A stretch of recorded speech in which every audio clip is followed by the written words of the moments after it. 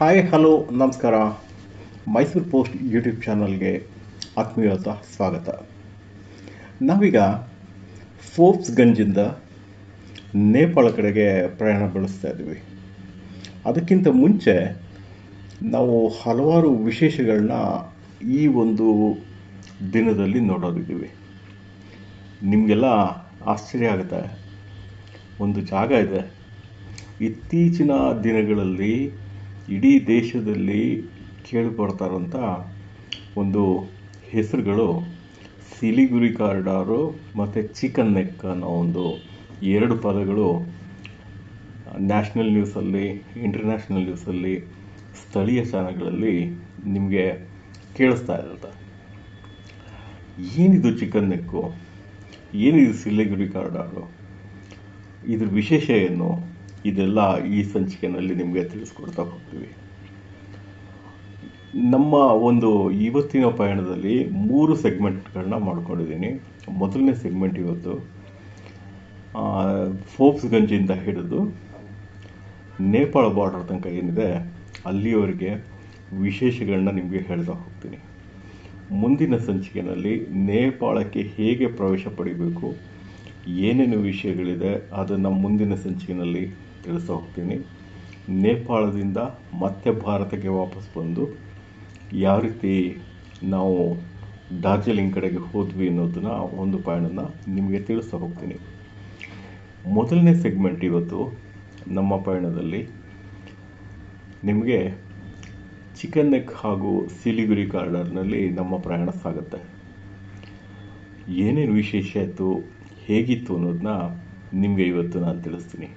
ಕಡೆಗೆ ಈಶಾನ್ಯ ಪಥಿಕ ತವಾಂಗ್ ಕಡೆಗೆ. ಮೈಸೂರು ಪೋಸ್ಟ್ ಯೂಟ್ಯೂಬ್ ಚಾನಲ್ಗೆ ಸಬ್ಸ್ಕ್ರೈಬ್ ಆಗದೇ ಇದ್ದರೆ ಕೂಡಲೇ ಸಬ್ಸ್ಕ್ರೈಬ್ ಆಗಿ ಒಳ್ಳೆಯ ವಿಚಾರಗಳನ್ನ ಹಂಚ್ಕೊಳ್ಳೋಣ. ಬನ್ನಿ ಹೋಗೋಣ ಇವತ್ತಿನ ಪಯಣದತ್ತ.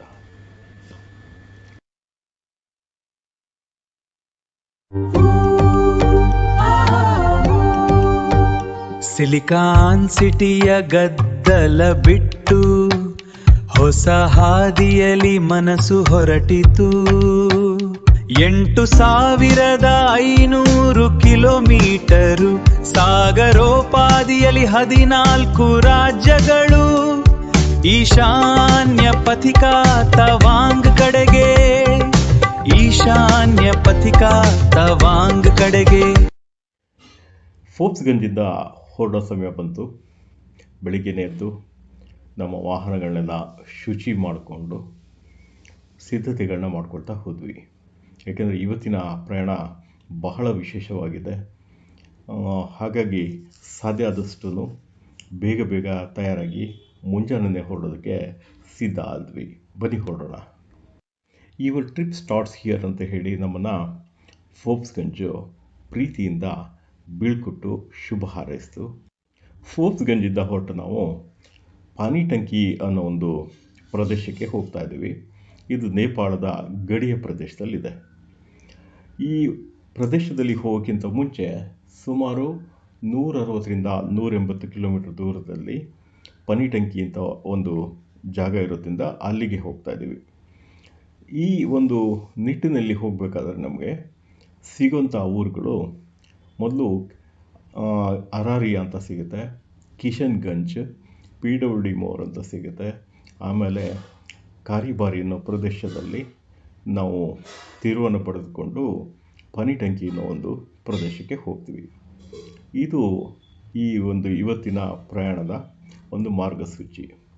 ರಾಷ್ಟ್ರೀಯ ಹೆದ್ದಾರಿ 27ರಲ್ಲಿ ಸಾಗುತ್ತಿದ್ದು, ಇದು ಪೂರ್ಣಿಯಾ ಮತ್ತು ಸಿಲಿಗುರಿ ರಾಷ್ಟ್ರೀಯ ಹೆದ್ದಾರಿ ಅಂತಲೂ ಕರೆಸ್ಕೊಳ್ಳುತ್ತೆ.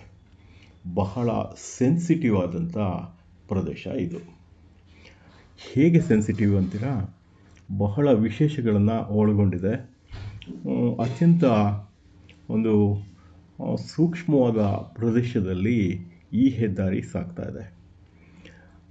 ಅದರಲ್ಲೂ ವಿಶೇಷವಾಗಿ ಕಿಶನ್ಗಂಜಿಂದ ಹಿಡಿದು ಸಿಲಿಗುರಿ ಕಾರಿಡಾರ್ನ ಒಂದು ಭಾಗ ಸೊನಾದ್ ಅಂತ ಹೇಳಿ ಇದೆ, ಆ ಪ್ರದೇಶದವರೆಗೆ ಬಹಳ ಸೂಕ್ಷ್ಮವಾದಂಥ ಪ್ರದೇಶ. ಒಂದು ಕಡೆ ನೇಪಾಳ ಇದ್ದರೆ ಇನ್ನೊಂದು ಕಡೆಯ ತುದಿಯಲ್ಲಿ ಟಿಬೆಟ್ ಚೀನಾ ಕನೆಕ್ಟ್ ಆಗುತ್ತೆ. ಇನ್ನೊಂದು ಭಾಗದಲ್ಲಿ ಬಾಂಗ್ಲಾದೇಶ ಈ ಒಂದು ಪ್ರದೇಶಕ್ಕೆ ಕನೆಕ್ಟ್ ಆಗುತ್ತೆ. ಬಹಳ ಸೂಕ್ಷ್ಮವಾದ ಪ್ರದೇಶ ಅಂತ ಹೇಳಿದೆ. ಹೌದು, ಈ ಪ್ರದೇಶ ಬಹಳ ಸೂಕ್ಷ್ಮವಾದದ್ದು. ಒಂದು ವೇಳೆ ಈ ಜಾಗನ ನಾವು ಕಳ್ಕೊಂಡ್ರೆ ಸುಮಾರು 40 ಲಕ್ಷ ಜನಗಳಿಗೆ, ನಮ್ಮ ದೇಶದ ಭಾರತೀಯರಿಗೆ ನಮ್ಮ ದೇಶದ ಜೊತೆ ಸಂಪರ್ಕನೇ ಸಾಧಿಸೋದಕ್ಕೆ ಆಗಲ್ಲ. ಕಟ್ ಆಫ್ ಆಗಿಬಿಡ್ತಾರೆ ನಮ್ಮ ದೇಶದಿಂದ. ಅಂತಹ ಒಂದು ಸೂಕ್ಷ್ಮ ಪ್ರದೇಶದಲ್ಲಿ ಈ ರಸ್ತೆ ಹಾದೋಗ್ತಾ ಇದೆ. ಬನ್ನಿ ಇನ್ನೇನು ವಿಶೇಷ ಇದೆ ಅಂತ ನೋಡೋಣ. ನಮ್ಮ ದೇಶ ಬಹಳ ವಿಶೇಷ ಕಣ್ರಿ. ಅದ್ರಲ್ಲಿ ಏನೇನು ವಿಸ್ಮಯಗಳು ಅಡಗಿದೆ ಅಂತ ನಮ್ಗೆ ಗೊತ್ತೇ ಆಗಲ್ಲ.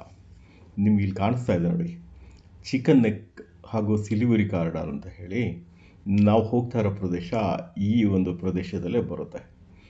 ಈ ಚಿಕನ್ ನೆಕ್ ಅಂತ ಏನಿದೆ, ಅದು ಒಂದು ಕಡೆ ನೇಪಾಳ, ಇನ್ನೊಂದು ಕಡೆ ಬಾಂಗ್ಲಾದೇಶ, ಮತ್ತೊಂದು ಕಡೆ ಚೀನಾದ ಟಿಬೆಟ್ ಗಡಿನ ಹತ್ತಿರದಲ್ಲಿ ಹಂಚ್ಕೊಂಡ್ಬಿಡುತ್ತೆ. ಇತ್ತೀಚೆಗೆ ಬಾಂಗ್ಲಾದೇಶದಲ್ಲಿ ಯೂನುಸ್ ಅಂತ ಒಬ್ಬ ಪುಣ್ಯಾತ್ಮ ಇದ್ದ. ಅವನು ಚೈನಾದವ್ರ ಜೊತೆ ಹೋಗಿ ಹೇಳ್ತಾನೆ, ಈ ಚಿಕನ್ ನೆಕ್ಕನ್ನು ಔಚ್ಕೊಂಡ್ಬಿಡೋಣ, ಆವಾಗ ನಮ್ಮ ಭಾರತ ದೇಶ ನಮ್ಮ ವಶ ಆಗುತ್ತೆ ಅಂತ ಹೇಳಿ. ಅಷ್ಟು ಸೂಕ್ಷ್ಮವಾದ ಪ್ರದೇಶ. ಒಂದು ವೇಳೆ ಹಾಗೇನಾರು ಆಗಿಬಿಟ್ರೆ ನಮ್ಮ ದೇಶದ 7 ರಾಜ್ಯಗಳಿಗೆ 40 ಲಕ್ಷ ಜನಸಂಖ್ಯೆಗೆ ಭಾರತ ದೇಶದ ಸಂಪರ್ಕನೇ ಕಟ್ಟಾಗ್ಬಿಡುತ್ತೆ. ಒಂದು ಭಾರತದ ಪ್ರದೇಶ ಇನ್ನೊಂದು ಭಾರತದ ದೇಶದ ಜೊತೆ ಸಂಪರ್ಕ ಕಳ್ಕೊಂಡ್ಬಿಡುತ್ತೆ. ಅಷ್ಟು ಸೂಕ್ಷ್ಮವಾದ ಪ್ರದೇಶ ಈ ಚಿಕನ್ ನೆಕ್ ಏರಿಯಾ. ಇದು 40 ಕಿಲೋಮೀಟ್ರ್ ಉದ್ದ, ಸುಮಾರು 21ರಿಂದ 23 ಕಿಲೋಮೀಟ್ರ್ ಅಗಲ ಇದೆ. ನೋಡಿ, ನಿಮಗೆ ಈ ಸ್ಕ್ವೇರಲ್ಲಿ ತೋರಿಸ್ತಾ ಇರೋದು ಇದು ಚಿಕನ್ ನೆಕ್ ಅಥವಾ ಸಿಲಿಗುರಿ ಕಾರಿಡಾರ್ ಅಂತ ಕರೆಸ್ಕೊಳ್ತಾ ಪ್ರದೇಶ. ಇದು ಈ ಒಂದು ಪ್ರದೇಶವನ್ನು ಬಹಳ ಸೂಕ್ಷ್ಮವಾಗಿ ಕಾಯ್ದಿಟ್ಕೊಳ್ಬೇಕಾಗಿರುತ್ತೆ. ನಮ್ಮ ದೇಶದ ಪ್ರಥಮ ಆದ್ಯತೆ ಆಗಿದೆ. ಈಗ ಆ ನಿಟ್ಟಿನಲ್ಲೇ ದೇಶದಲ್ಲಿ ಬೆಳವಣಿಗೆಗಳು ಸಹಿತ ನಡೀತಾ ಇರೋದು ನಿಮಗೆಲ್ಲ ಗೊತ್ತಿರೋಂಥ ವಿಷಯ. ಇದು ಚಿಕನ್ ನೆಕ್ ಹಾಗೂ ಸಿಲಿಗುರಿ ಕಾರಿಡಾರ್ನ ಒಂದು ವಿಶೇಷ. ಇಲ್ಲಿ ಪ್ರಾರಂಭ ಆಗೋದು ಈ ಒಂದು ಚಿಕನ್ ನೆಕ್ ಇದೆ ಅಂತ ಕಿಶನ್ಗಂಜ್ ಅಂತ ಬಿಹಾರ್ಲಿದೆ. ಅಲ್ಲಿಂದ ಶುರುವಾದರೆ ಡಾರ್ಜಿಲಿಂಗ್ ಜಿಲ್ಲೆ ಸೊನಾದ್ ಅಂತ ಬರುತ್ತೆ. ಅಲ್ಲಿವರೆಗೂ chicken neck area Siliguri corridor ಅಂತ ಹೇಳ್ತಾರೆ. ಪಶ್ಚಿಮ ಬಂಗಾಳದ ಒಂದು ಜಿಲ್ಲಾ ಕೇಂದ್ರ ಸಿಲಿಗುರಿ. ಆ ಸಿಲಿಗುರಿ ಕಾರಿಡಾರ್ಗೂ ಪುರುಲಿಯಾಗೂ ಇರುವಂಥ ಒಂದು ಪ್ರದೇಶನೇ ಈ ಚಿಕನ್ ನೆಕ್ ಏರಿಯಾ ಹಾಗೂ ಸಿಲಿಗುರಿ ಕಾರಿಡಾರ್. ಇದು ನಿಮ್ಮ ಮಾಹಿತಿಗಾಗಿ ಹೇಳ್ತಾ ಇದ್ದೀನಿ. ಎಷ್ಟು ವಿಶೇಷವಾದಂಥ ಜಾಗ ಅಲ್ವಾ? ಈ ಜಾಗದಲ್ಲೇ ನಮ್ಮ ಪ್ರಯಾಣ ಈಗ ಸಾಗ್ತಾ ಇದೆ. ನಿಜವಾಗ್ಲೂ ನಾವು ದೇಶದ ಪ್ರಜೆಗಳು ಇಂತಹ ಜಾಗಗಳನ್ನು ನೋಡಿದಾಗ ನಮ್ಮ ದೇಶದ ಬಗ್ಗೆ ಹೆಮ್ಮೆ ಹಾಗೂ ಗೌರವ ಮೂಡುತ್ತೆ. ನೋಡಿ, ಆ ಒಂದು ಚಿಕನ್ ನೆಕ್ ಏರಿಯಾದಲ್ಲೇ ಇದೇ ದಾರಿ ಸಾಗ್ತಾ ಇರೋದು. ಈ ದಾರಿನಲ್ಲೇ ನಾವು ನಮ್ಮ ಒಂದು ಡೆಸ್ಟಿನೇಷನ್ ಕಡೆಗೆ ಹೋಗ್ತಾ ಇದ್ದೀವಿ. ನಾವು ಹೋಗ್ತಾ ಇರೋ ಪ್ರದೇಶ ಇದು ಸಿಲಿಗುರಿ ಕಾರಿಡಾರ್ ಸಹಿತ ಹೌದು, ಚಿಕನ್ ನೆಕ್ ಸಹಿತ ಹೌದು. ಬಹಳ ಸೂಕ್ಷ್ಮವಾದಂಥ ಪ್ರದೇಶದಲ್ಲಿ ರಾಷ್ಟ್ರೀಯ ಹೆದ್ದಾರಿ ಹಾಗೂ ರೈಲು ದಾರಿ ಎರಡನ್ನೂ ಸಹಿತ ನಿರ್ಮಿಸಿದ್ದಾರೆ. ನಾವೀಗ ಹೋಗ್ತಾ ಇರೋದು ರಾಷ್ಟ್ರೀಯ ಹೆದ್ದಾರಿ 27ರಲ್ಲಿ ನಾವು ಪುರುಲಿಯಾದಿಂದ ಸಿಲಿಗುರಿ ಕಡೆಗೆ ಹೋಗುವಂಥ ರಾಷ್ಟ್ರೀಯ ಹೆದ್ದಾರಿನಲ್ಲಿ ನಾವು ಸಾಗ್ತಾ ಇದ್ದೀವಿ. ಈ ಪ್ರದೇಶದಲ್ಲಿ ನಾವು ಚಲಿಸ್ತಾ ಇರೋ ಎಡಭಾಗದಲ್ಲೇ ಸಮಾನಾಂತರವಾಗಿ ಹರಿತಾ ಇರೋದೆ ಮೆಚ್ಚಿ ಅನ್ನೋ ಒಂದು ನದಿ.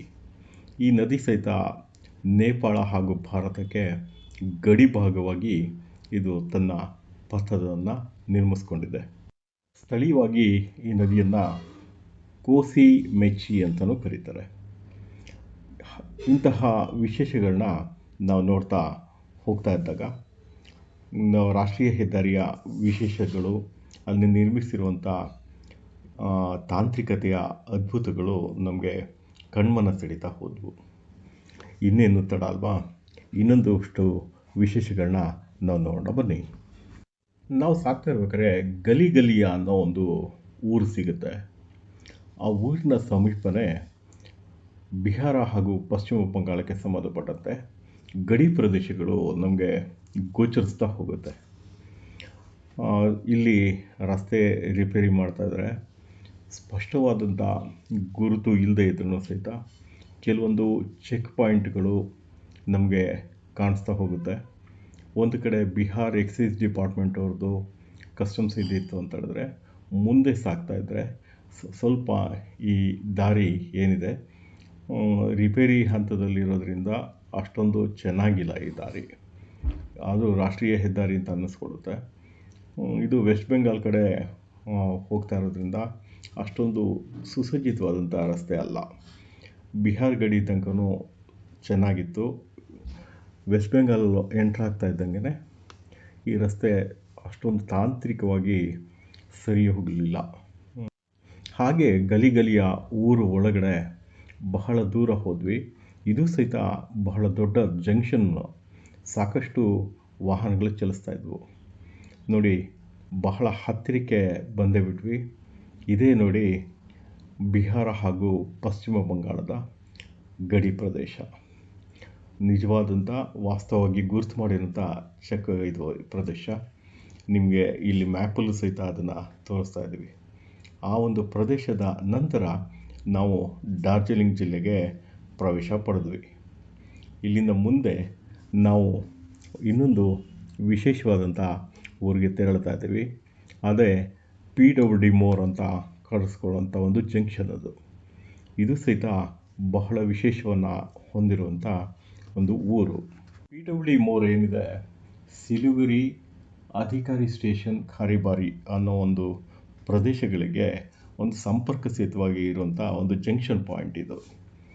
ಬನ್ನಿ, ಇದನ್ನು ವಿಶೇಷ ಏನು ಅಂತ ಹೇಳಿ ಸ್ವಲ್ಪ ಗಮನಿಸ್ಕೋಣ. ನಾವು ವಿಶ್ರಾಂತಿ ತಗೊಳ್ತೀವಿ ಇಲ್ಲಿ. ನಾವು खोरीबारी केशवपुर, खोरीबारी PS खोरीबारी हाँ। ग्राम केशवपुर 4 चाय बनाएंगे ना। और आदमी आता है। अच्छा, और बहुत मजा है। केशव प्रभा तुलसी तुलसी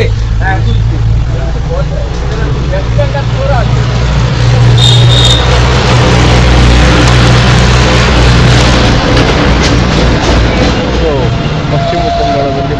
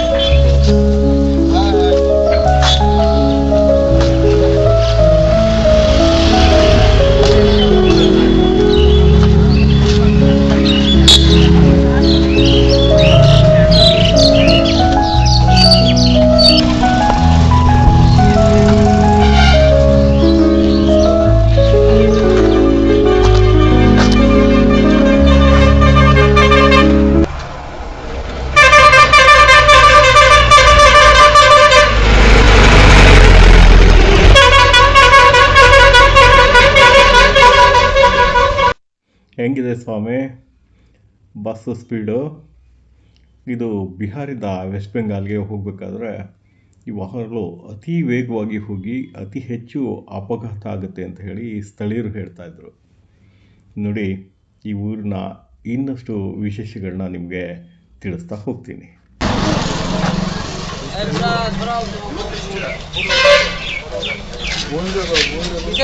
ಓದ್ತಾ वीडियो कर रहे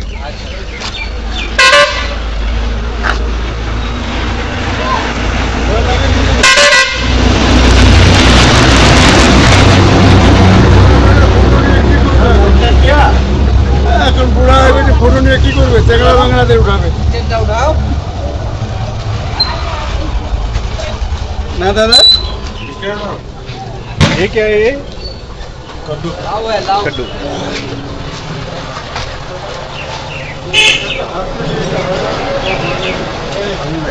उधर भी थोड़ा उठा लीजिए।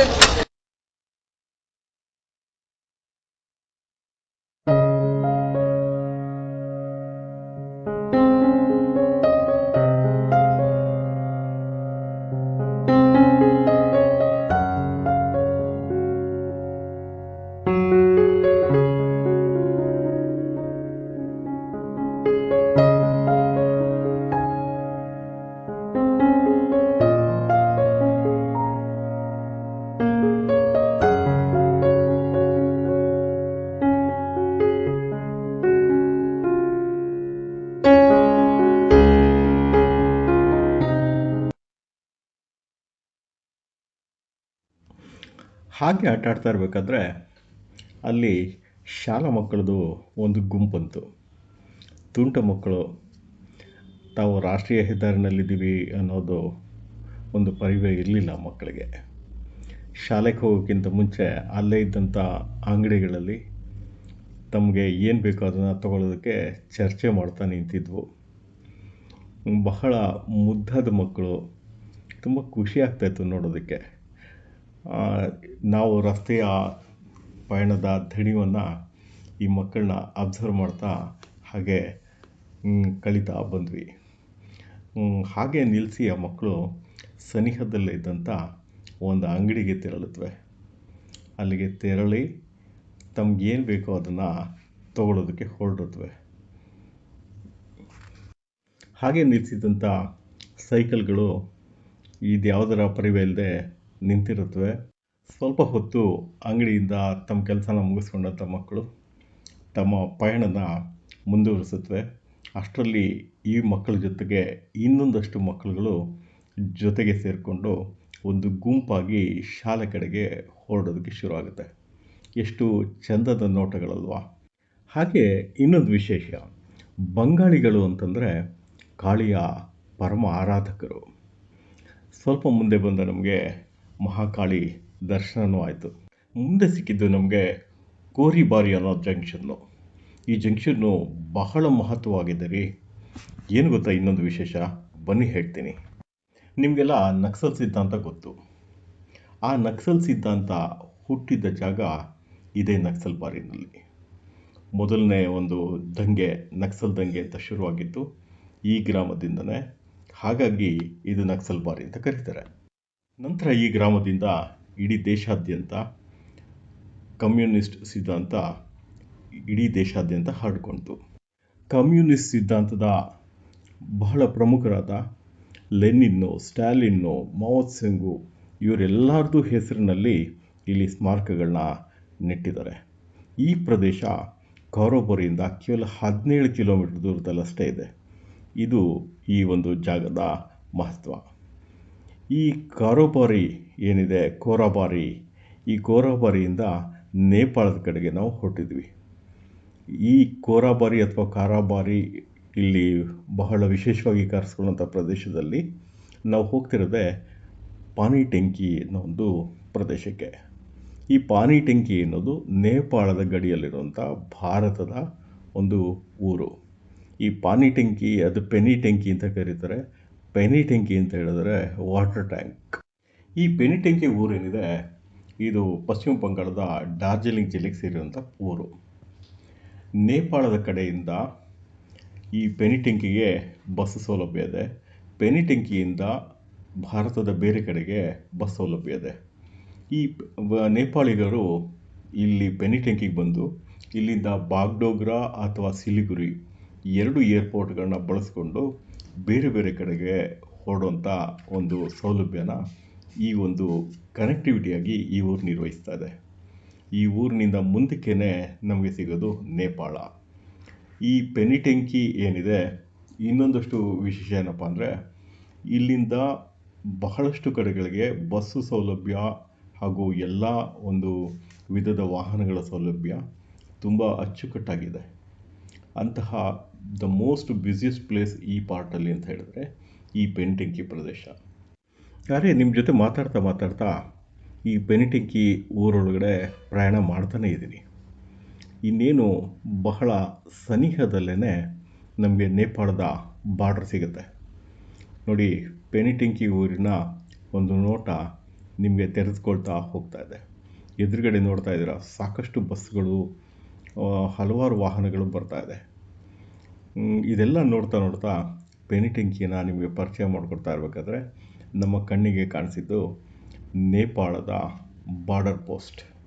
ಈ ನೇಪಾಳ ಬಾರ್ಡರ್ ಪೋಸ್ಟ್ ಹತ್ರ ನಾವು ಬಂದ್ವಿ.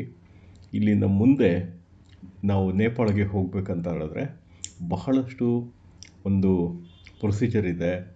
ಇಲ್ಲಿ ಕಾನೂನಾತ್ಮಕವಾದಂಥ ಹಲವಾರು ಕೆಲಸಗಳನ್ನ ನಾವು ಮಾಡಬೇಕಾಗತ್ತೆ. ಇಲ್ಲಿಂದ ಪರ್ಮಿಟ್ ತಗೊಂಡ ನಂತರ ನಾವು ನೇಪಾಳಕ್ಕೆ ಹೋಗೋಕ್ಕೆ ಸಾಧ್ಯ.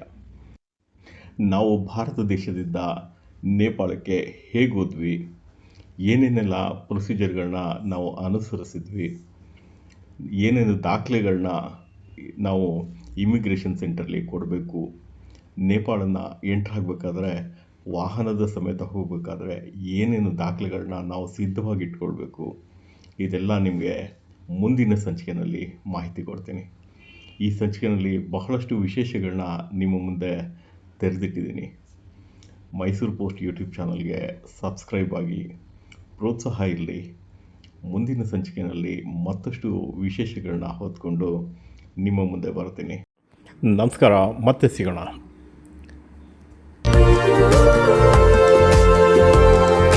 Golden light on ancient stone, stories that the breezes have known. Nandi's gaze on royal ground, where the sweetest flavors can be found. From the palace walls to the smell of spice, every memory feels so nice. Come along and join the quest, Mysuru Post, Mysuru Post.